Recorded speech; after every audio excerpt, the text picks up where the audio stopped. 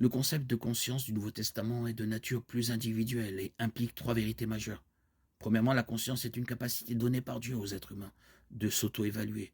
Paul fait référence à plusieurs reprises à sa propre conscience comme étant bonne ou pure. Acte 23, 1, 1 Corinthiens 4, 4.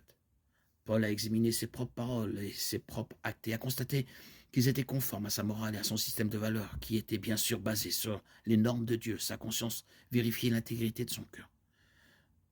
Deuxièmement, le Nouveau Testament décrit la conscience comme un témoin de quelque chose.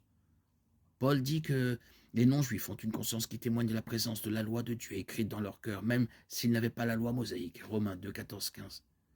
Il fait également appel à sa propre conscience qui lui témoigne qu'il dit la vérité et qu'il s'est conduit avec sainteté et sincérité dans ses relations avec les hommes.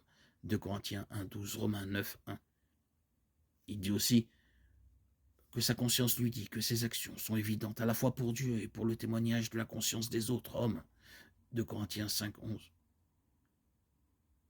Une autre référence à la conscience dans le Nouveau Testament est celle qui est marquée ou rendue insensible, comme si elle avait été cautérisée avec un fer rouge. 1 Timothée 4, 1, 2. Une telle conscience est endurcie.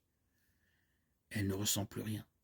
Une personne dont la conscience est marquée n'écoute plus ses incitations et elle peut pécher sans retenue, se faire croire que tout va bien dans son âme et traiter les autres avec insensibilité et sans compassion. C'est à cette dernière fonction de la conscience que Paul s'adresse dans ses instructions concernant la consommation de nourriture sacrifiée aux idoles.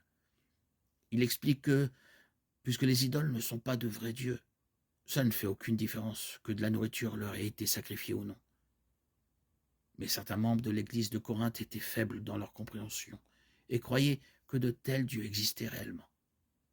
Ces croyants immatures étaient horrifiés à l'idée de manger de la nourriture sacrifiée aux dieux, car leur conscience était influencée par des préjugés erronés et des vues superstitieuses. Par conséquent, Paul encourage ceux qui ont une compréhension plus mûre à ne pas exercer leur liberté de manger si cela amènerait la conscience de leurs frères plus faibles à condamner leurs actions. La leçon à tirer ici est que si notre conscience est claire grâce à une foi et à une compréhension mûre, nous ne devons pas faire trébucher ceux qui ont une conscience plus faible en exerçant la liberté qui vient avec une conscience plus forte. En tant que chrétiens, nous devons garder notre conscience claire en obéissant à Dieu et en maintenant une bonne relation avec lui. Nous le faisons en appliquant sa parole, en renouvelant et en adoucissant continuellement notre cœur. Nous considérons ceux dont la conscience est faible, les traitons avec amour et compassion chrétienne.